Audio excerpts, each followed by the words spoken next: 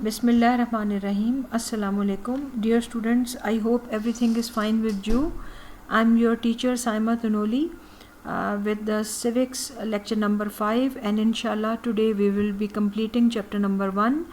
The topic for today is a timeline 1927 to 1947 and this will be on your book from page 13 to page number 22. Simon Commission 1927. What was that?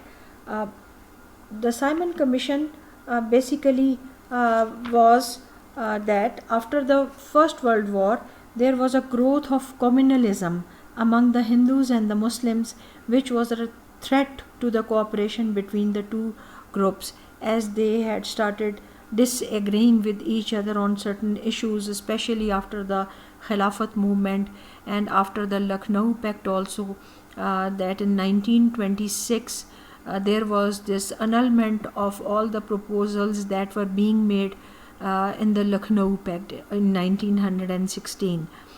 So we can also say that in 1926 Congress betrayed the Lucknow Pact. So in 1927 the British government appointed a royal commission, and that royal commission was under the chairmanship of Sir John Simon.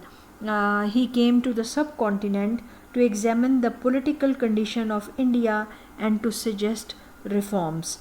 This is also called the Simon Commission as well.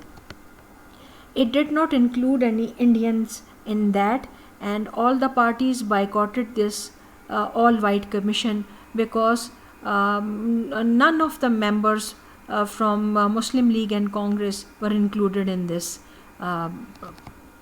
commission or meeting, we can say. It worked and it submitted its report in 1930. It did its functioning, and by 1930 they gave their report. Nehru report, that is, we can say that in 1928 Nehru gave a report, and in that report he was of the opinion that the Muslim demands that were being made in the Lucknow Pact, they are not, all of them are not acceptable. In the beginning of 1928, some Indian nationalists had started to work on drafting a constitution for India. A committee was appointed with Motilal Nehru. He was a Congressite Hindu leader and its chairman, to study the Hindu-Muslim question as a whole. Two Muslims were included in the committee, and they were having this name of Ali Imam and Shoaib Qureshi. Findings of the committee are called the Nehru report. What were the findings of the committee? That was the northwest frontier province and Sindh should be made full provinces where the Muslim were in majority. A new Hindu province should be created in South India, and at the same time a separate electorate should be abolished by the Muslim, which was one of the very major and significant demands of the Muslim in the Lucknow Pact. India should be a unitary state, that it should not be federal. Muslims should not have a majority in Punjab and Bengal, which the Muslim always aspired for. Hindustani should be the official language of India other than this Urdu. Balochistan should be a full-fledged province. What happened? Muslim altogether rejected this proposals. Muslims were determined not to give up separate electorate granted to them by the government of India Acts of 1909 and 19. मुसलमान नहीं चाहते थे कि उनको जो एक right मिला है सेपरेट इलेक्टोरेट्स का, और उनको as a party, as a Muslim League identity और पार्टी रिकग्नाइज किया है, वो उससे दस्तबरदार हो जाए.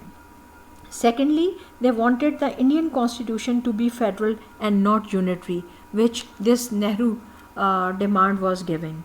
The Muslims were shocked at the report, as the dream of Hindu-Muslim unity was shattered. because what we saw in the Lucknow Pact of 1916, we saw a great unity of Hindu-Muslim, and they were uniting together, and even Quaid-e-Azam was given the title of the ambassador or the architect of the Hindu-Muslim unity.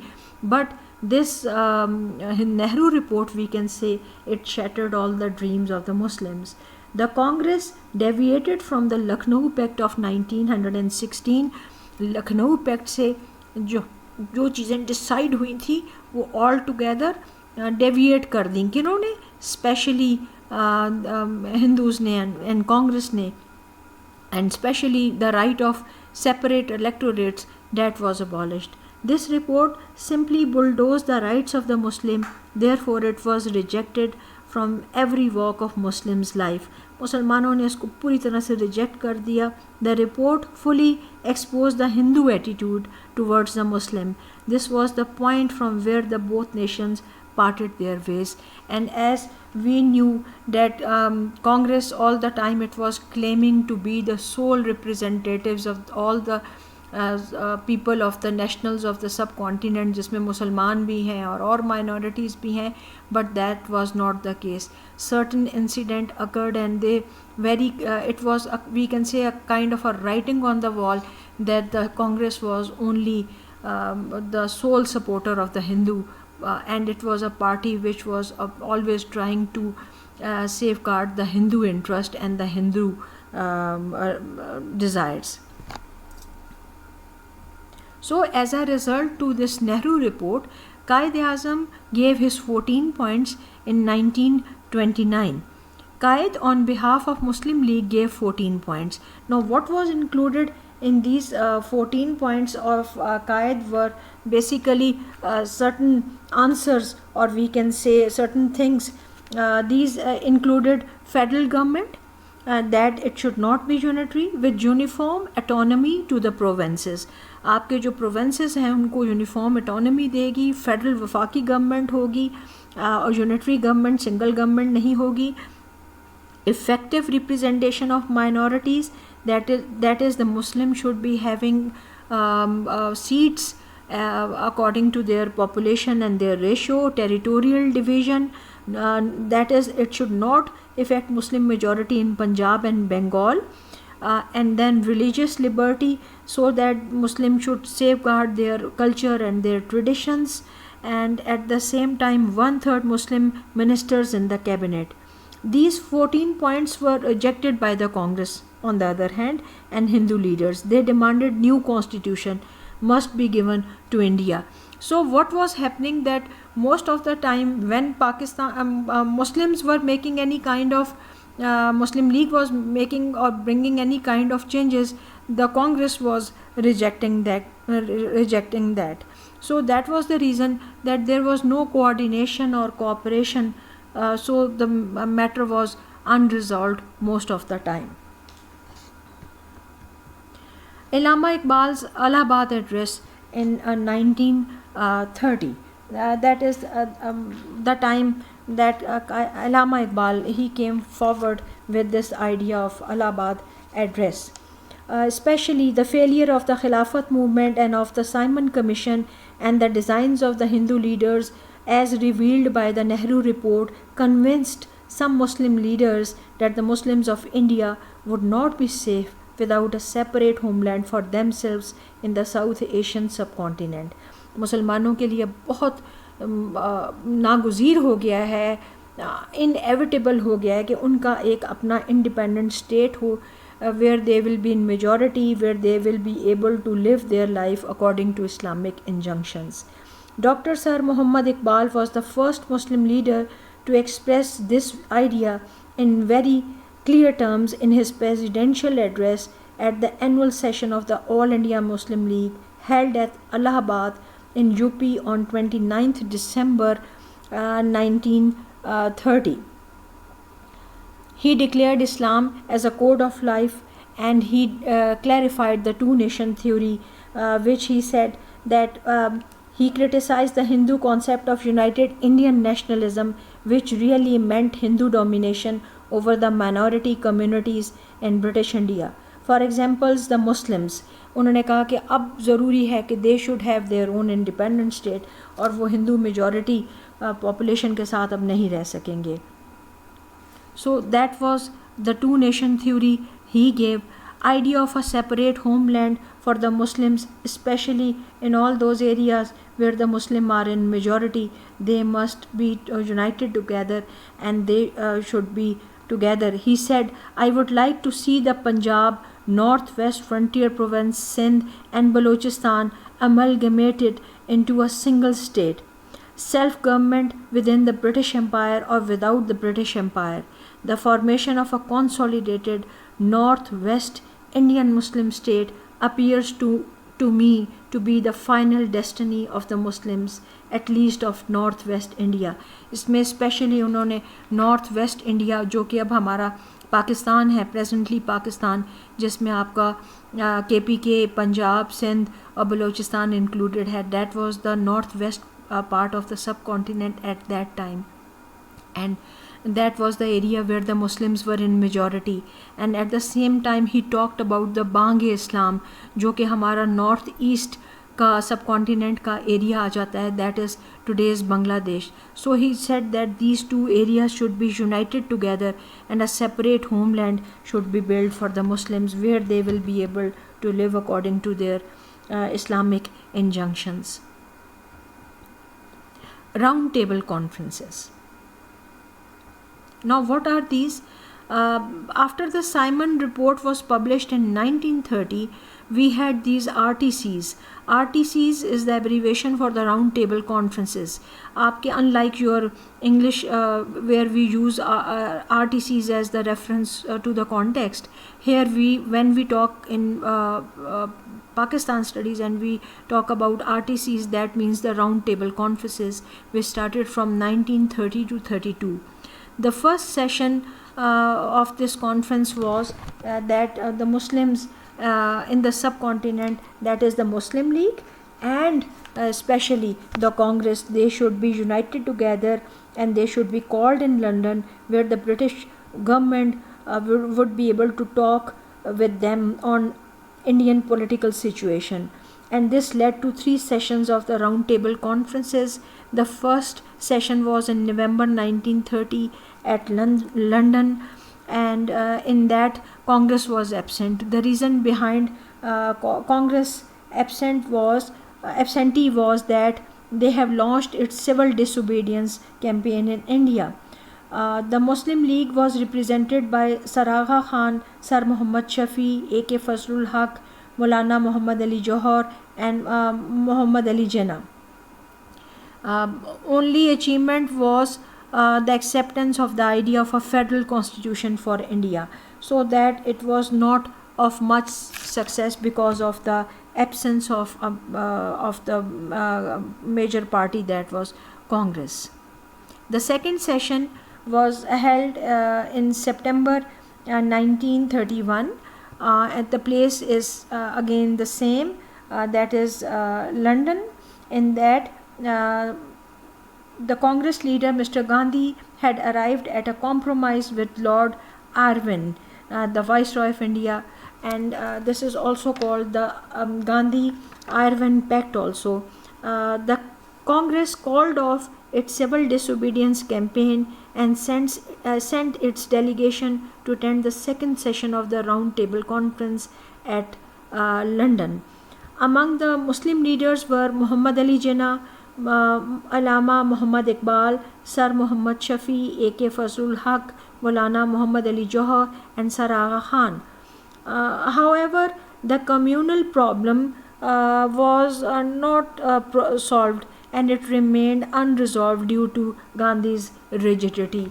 Gandhi की again एक हट धर्मी की वजह से ये भी successful नहीं हुई. पहली में उन्होंने कांग्रेस ने उसको अटेंड ही नहीं किया, और सेकंड सेशन में they were not very much flexible, rather they were rigid. In the third session, again the venue is the same, that is London in 1932. Any settlement of communal question that was to be made and British Prime Minister Ramsay MacDonald gave his own award known as the Communal Award in August 1932, and it was published in 1934 as white paper highlighting the constitutional reforms and Government of India Act, which was taken as the interim or the temporary constitution after the creation of Pakistan. हमने government of India act 1935 को as a interim constitution लिया था जब तक कि हमारी constitution ना बने. So these were the 3 round table conferences and they were not as much we can say successful as they were expected to be. Then we have the elections of 1937. So as per Government of India Act, elections were held in 1937. Congress won in absolute majority in 5 provinces as that was the major party, and they were all the time claiming to be the sole representatives of all the people in the subcontinent. So people mostly voted for them. In 3 they formed a coalition party, and in total of 11 provinces they won in 8. 11 में से 8 सूबों में वो जीते, 3 में उन्होंने collision की, 5 में उनको मेजॉरिटी सक्सेस हुई. मुस्लिम league won few seats as Muslim League by that time was not nationwide recognized as a party. जिसके बाद मुस्लिम लीग वालों ने एक मैस कॉन्टैक्ट मूवमेंट की थी जिसमें ऑल द मुस्लिम लीग के जो वॉलंटियर वर्कर्स थे, रज़ाकारान, वो they used to go to every nook and corner of the country and used to tell the people that if you are Muslims and you are supposed to vote next time for the Muslim League, as Muslim League is the only party that are representing or that are fighting on the behalf of the Muslims. So Congress won after these elections of 1937, and after winning the 1937 elections, Congress established its ministries in 1937. On the other hand, Second World War started in 1939 and lasted in 1945. But in these 2 years of Congress that lasted from 1937 to 39, which is most of the time referred as Congress rule, and by the Muslim it is called as the Congress misrule, because by that time Congress jo thi, they were making very extreme and we can say very coercive forcible measures against the Muslims. मुसलमानों के ख़िलाफ़ उन्होंने इंतहा कर दी थी और हद कर दी थी, जिसमें उनको हिंदुइज़म की तरफ कन्वर्ट किया जा रहा था, उनको बंदे मातरम पढ़ने को कहा जाता था स्कूल्स में, और उनकी जो अपनी रिलीजियस एजुकेशन थी वो उससे उन्हें दूर कर दिया गया था. तो these were the time period 2 years which was basically a kind of a, we can say a kind of a writing on the wall for the Muslims that they should go for an independent state of their own. In 1939, when Second World War started, British government in India appealed all parties for help, and just like the way they have been sending the soldiers in the First World War from India to Europe to fight the war, that is the European war, they started sending those soldiers, Muslim soldiers and Hindu soldiers as well. Congress put forward their demands as a gesture if they were sending their soldiers, to which Congress British government refused, and as a result Congress resigned en bloc in 1939. Congress ने जब अपनी demands आगे डाली और फिर उसको accept नहीं किया ब्रिटिश ने, तो उन्होंने भी बाइकआउट कर दिया और en bloc, that means together, उन्होंने अपनी मिनिस्ट्रीज से रिज़ाइन कर दिया in 1939, which was a kind of a blessing for the Muslims. मुसलमानों ने उसको एक तरह का अपने लिए एक ब्लेसिंग समझा, and they were so happy and they were so peaceful with this departure of the Congress that they celebrated this time as a, we can say, Thanksgiving or we can say a time for observed it as a day of deliverance. That is a kind of a thanksgiving against the departure of the Congress government. Pakistan Resolution, the annual session of Muslim League was held on 21st March at Lahore in 1940. Quaid-e-Azam in his presidential address explained the two-nation theory, and at the same time Quaid-e-Azam asked for an independent state, that it is now very important for the Muslim to have their independent state where they will be able to live according to the injunctions of Islam.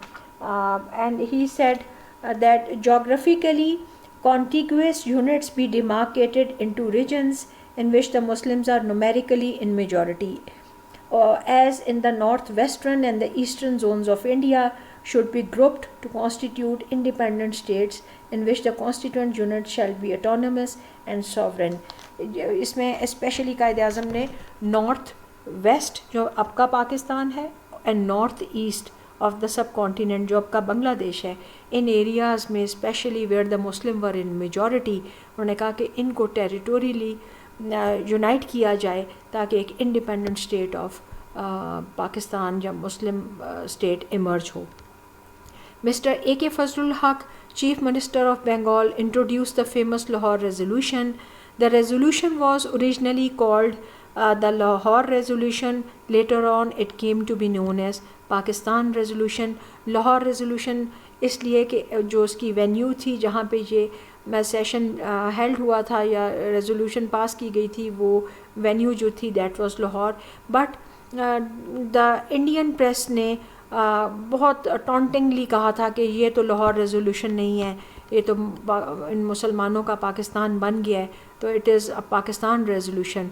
To which Quaid-e-Azam happily and readily agreed, and उन्होंने कहा कि let it be सो, अगर यही है तो हम भी इसको लाहौर रेजोल्यूशन नहीं पाकिस्तान रेजोल्यूशन कहेंगे. 3rd June plan. British Prime Minister Clement Attlee declared that India will be given independence by 20th Feb 1948. Seeing the situation, seeing the unhappiness of the people on both sides, that is the Indians and the Muslim, the Britishers realized that this is the time that we should be leaving this area and we should be going back. क्योंकि by that time Gandhi ने एक quit India movement start की थी, जिसका in return Quaid-e-Azam ने एक और movement start की, that is divide and quit. That is the Britishers should first divide these two states and then they must quit. So in March 1947 Lord Mountbatten was appointed as the new, or we can say the last, Viceroy of India. Hostility between the Hindus and the Muslims, that was very much apparent, and the Viceroy realized that there should be no room for any kind of negotiation or debate or discussion. So he gave the new date, and that was, he recommended the partition of India by a plan known as the 3rd June plan. So when we talk about this 3rd June plan, that is your partition plan, partition of the subcontinent, that is India and Pakistan. Creation of Pakistan. On 4th July 1947, the Viceroy of India announced the partition plan. Pakistan came into being on 14th August 1947. The date for India was given as 15th August, as the Indians are very superstitious people and they have their own doubts and everything. One reason was that they were saying that our fortune tellers, जो उनके ज्योतिषी होते हैं, they were saying that this date of 14th August is not appropriate for us, so we will be having our independence on 15th of August 1947. At the same time, Lord Mountbatten gave Sir Cyril Redcliffe the demarcation boundaries commission task, and he was the head of the demarcation of the boundaries. हद बंदी की गई जिसमें boundaries divide की गई, and this man Cyril Radcliffe, he demarcated the area and he gave his award of this demarcation of the boundaries on 17th August 1947. That is 3 days after the creation of Pakistan. And in that he made a lot of injustice. Pakistan के हिस्से में जो कुछ states आई थी like Gurdaspur, जो कि एक direct access है कश्मीर की तरफ, उसको इंडिया को दे दिया गया, और ऐसी बहुत सारी injustice किए गए. और at the same time the reason behind that was that when the partition plan was announced, Lord Mountbatten said that he will be the Governor General of India and Pakistan as well, जिसके जवाब में कायद आज़म ने कहा था कि I will be the Governor General of Pakistan, to which he was not happy, and as a result he brought about this injustice in the demarcation of the boundaries. Pakistan came into being on 14th August 1947, and it was a very sacred time for us, just because we were having Ramzan at that time. और जो पाकिस्तान का जो एक time है Islamic point of view से, that was 27th of Ramzan. Now, what is this ideology of Pakistan? Ideology, as we know, is a science of ideas or a set of ideas. It is something which is deep rooted in a nation's history, religion, traditions, norm, customs and psyche. Whatever we as an individual we believe in, according to that we make our culture, we make our economy, we make our politics. So ideology is our thinking, our psyche, and it is something which comes with the passage of time, which is transferred from one generation to another generation. We can also say that ideology is a set of ideas on which a nation's history, religion, tradition, norms, customs and psyche depend. When we talk about ideology of Pakistan, that is the time period exclusively which starts from 1940, when the name of Pakistan was mentioned, and this is the time period from 1940 to 47 that the struggle for Pakistan started. Ideology of Pakistan is especially it has its significance that we created this state for ourselves, so that we will be able to live according to our injunctions and according to our Islamic principles. So that's all for today. With this we come to an end of our chapter. Inshallah, in my next chapter I will be doing the exercise with you people, helping you out with the exercise, and I will be giving you certain tasks for learning and making the short question answers. For that you must maintain a register for yourself, and inshallah in the next lesson we will be doing the exercise. Thank you.